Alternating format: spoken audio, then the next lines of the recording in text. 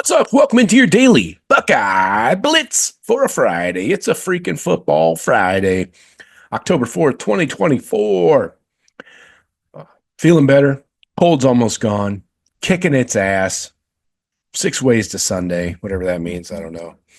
If anybody knows that meaning, please let me know. Drop it in the comments. Anyway, we got a big game. I don't know why nobody's talking about this Ohio State versus Iowa game. This is probably the biggest game in the country this weekend. But yeah, I don't know. Nobody's talking about it on the national shows. People are barely even picking, betting on it. So we'll see what happens. Please join me today. I will be live at 4:30 p.m. Eastern. So here on YouTube, Instagram, and Twitter. Facebook is coming along. I think we got one more week till we can go live on Facebook. They make you wait like 60 days or something. So anyway, so let's get into it here. Let's talk Buckeyes, Hawkeyes. At least a Buckeye is a real thing. A Hawkeye is not a real thing. It's a character from a book, a novel. So anyway, mythical. Let's talk weather here, as we always do. 78 degrees Saturday afternoon in Columbus, mostly sunny and warm. Wind out of the east, 6 miles an hour. Humidity, 42%. I'll freaking trade you. Mine's like double that every day. And 0 precipitation. That's weather on the ones with Joe. So Hawkeyes are coming off a bye week. BFD. I mean, I really don't give a shit. They're going to need more than a bye week to get ready to play us. So let's get into the 5 keys here. Number 1, this is the most important for the entire game. That's why I made it number 1. Tackle, tackle, tackle. Tackle, tackle, tackle. You gotta freaking tackle. We have 34 missed tackles on the season so far. That's horrible. Over what, 4 games? Who gives a shit? That's way too many. You cannot average nearly 10 missed tackles a game and expect to be a good defense. So, linebackers, secondary. Is Tyleek back? We don't know. Ryan Day says he's going to be available, but he said that last week. So we need a 100% Tyleek and depth behind Tyleek. Everybody's going to be used along that D line. So, but I'm especially pointing out linebackers and the secondary. Sonny Styles, Cody Simon, Arvell Reese, CJ Hicks, Lathan Ransom, Caleb Downs. Bad tacklers will be exposed by this Iowa offense. Now, they are one-dimensional. We'll get into the other lack of dimensions, but the Iowa offense averages 5.9 yards per carry. That's number 10 in the country. The Buckeye defense allows 1.9. That's number 4 in the country, yards per rush. So we got to tackle this guy. It doesn't matter who's back there at running back, but you got to get this guy on the ground. Like Jim Knowles said, he's the king of falling forward for 5 yards, So again, if you are a bad tackler, you're going to be exposed in this game. And we don't need recurrences of guys with 3 missed tackles in one game this week. That will be devastating to our defense. So these guys like to run it 43 times a game. So, they're running for about 253 per game. That's number 6 in the country. We're allowing 63 yards per game. That's number 4 in the country, but we haven't really gone up against a tough running offense at all. So this is going to be a battle of strengths, They like to run the ball 63% of the time. So, it's almost like, it's a 2-to-1 ratio, really. As a team, they've rushed for over 1,000 yards, 6 yards per carry, 11 TDs. Caleb Johnson is the Ohio guy from Hamilton. Said he would not have gone to Ohio State even if they would have offered him. Horse shit. Dude, come on. And what you said doesn't even make sense. You wouldn't go there to Ohio State because you want to beat them. What? That doesn't make sense, man. Come on. Anyway, he alone is the running game here for the most part. 82 carries already on the short season, 685, 9 touchdowns, an average of 8.4.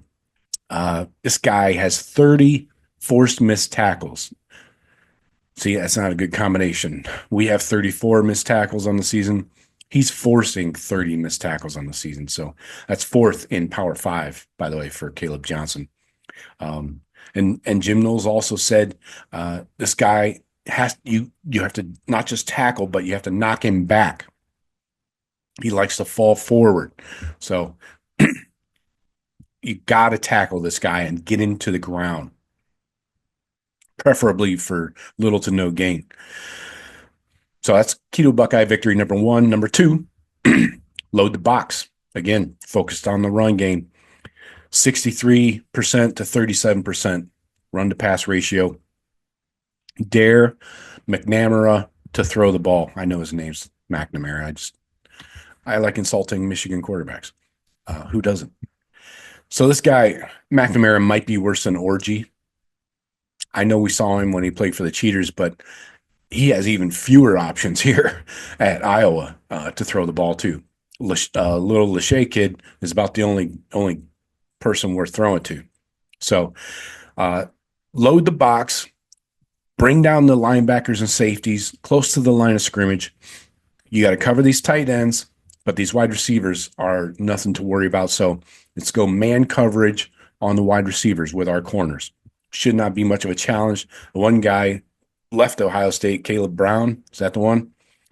Because he couldn't see the field. So I imagine our corners have gone against him in practice and have probably beat the piss out of him in practice at Ohio State. So man coverage on the corners, walk down those safeties, keep them close to the line of scrimmage, and dare McNamara to throw it over our heads. His average depth of target is 6.8 yards per throw. That's 76th in Power 5. 6.8. So he does not throw the ball 10 yards downfield. Seems easy. What's he got here? 588 through the air, about a 63% completion percentage. But if you're only throwing it 5, 6, 7 yards downfield, it's hard to mess those up.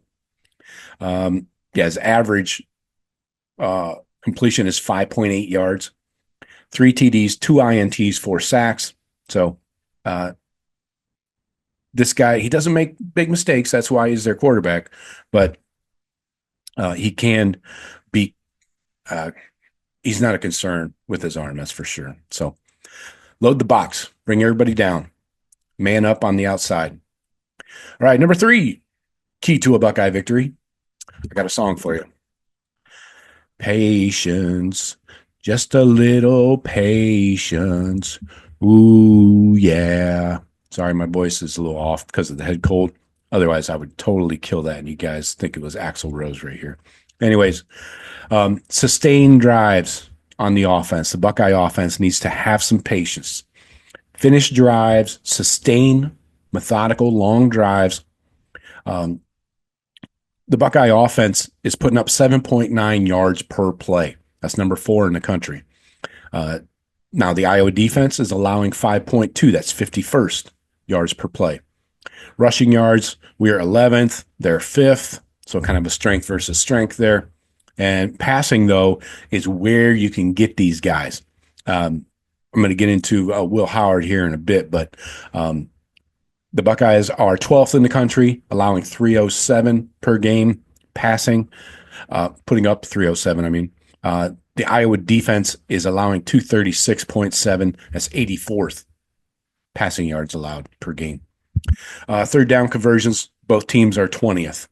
Buckeye offense is 20th. We got to get that percentage up. It's at 49%. We got to be well over 50. Come on. And the Iowa defense is 20th. They're allowing 30% conversions. So we got to stay in third and short and convert those third downs. So patience, converting these drives, sustaining these drives, mistake free, everything it takes to maintain a drive. They're not going to give up huge monster plays. Um, key to a Buckeye victory number 4: mistake free execution. Iowa is 62nd in the country in takeaways. They get like 1.3 per game. Will Howard's doing about that. He's good for about 1 per game. But the offense, we need 0 turnovers in this game. You can't give them an opportunity inside the red zone like you did with Michigan State last week. You got to take care of the ball, especially in your own red zone. And running backs, we haven't seen you put it on the carpet yet. Let's keep that going. And Howard has to be smart with the ball. All right. Again, these guys don't get massive number of turnovers per game, but they will keep everything in front of them. So we need mistake-free execution on the offense, and then on defense, no blown assignments. The same thing here. No big plays to those tight ends like we've seen in the past. And we need the linebackers to fit their run gaps appropriately. Know your assignments. Know where you're supposed to be. You're going to see 3 linebackers on the field at all times this week, unless they get into 3rd and longs. So start the game, you're going to see a 4-3 look out of the Buckeyes. Now you need all the linebackers to be on their shit. They got to know what they're doing, where they're fitting up in the run game, because you let that running back squirt through there and you're tackling him 10 yards downfield, and that's no bueno. So mistake-free execution, offense, defense, and this applies to special teams as well. We need clean punt catches, punt receptions, and if you're going to turn it up and go get something in us, let's be careful with the ball. Mistake-free execution across the board. These guys do not need to be set up with a short field, ever. That's how you get into one of these, tight ball games with a 3-touchdown underdog, And the last one, key to a Buckeye victory number 5, most important to me, pinpoint passing for Will Howard. He's got to be accurate and smart with the ball. Do not get suckered by one of these linebackers baiting you or a safety baiting you. We put up over 300 a game through the year. Now, a lot of that's on big plays, but catch and runs and things like that. But they're 84th in the country in opponent passing yards allowed. They allow 237. We can definitely get up over 300 again against these guys. Now, they got a lockdown corner, Jamari Harris. He's one of the top in the country. He's number 27. So where's he going to line up? Is he going to be over Jeremiah? Is he going to be over Emeka in the slot? I kind of doubt he'll be in the slot, but we'll see. Maybe they want to put their best guy on Emeka Egbuka. We'll see there. But so who are the fish? Because every team has their weak spot, right? Every defense does. The fish are, let's see. If you want to go by coverage grades, Sebastian Castro's a 70, so he's decent, but he's been targeted 20 times. He's allowed 15 catches, 113 yards, just has 1 PBU, no picks, but hasn't allowed a touch. He has allowed 2 touchdowns. So I would say he's one place to look. He's a safety. Let me pull up his numbers here. Yeah. He's allowed 113 yards on the season, 74 yards of yak. And against Minnesota, they touched him up for 2 touchdowns recently. So he does have 4 missed tackles on the season as well. Another guy to go after is TJ Hall. He's number 2. He's a corner. His coverage grades are terrible. On the season, he's a 54.6. Remember, 60 is just average. So he's been targeted, 15 times. He's allowed 8 catches for almost 200 yards, 3 touchdowns. They touched him up for 2 against Troy, 1 against Iowa State. So that's a guy I would say we're going to go after. So whoever he's going up against, if he's trying to cover Jeremiah, good night, sweet prince. Not a freaking chance in hell. And the other guy I have penciled in here is Deshaun Lee. He's number 8.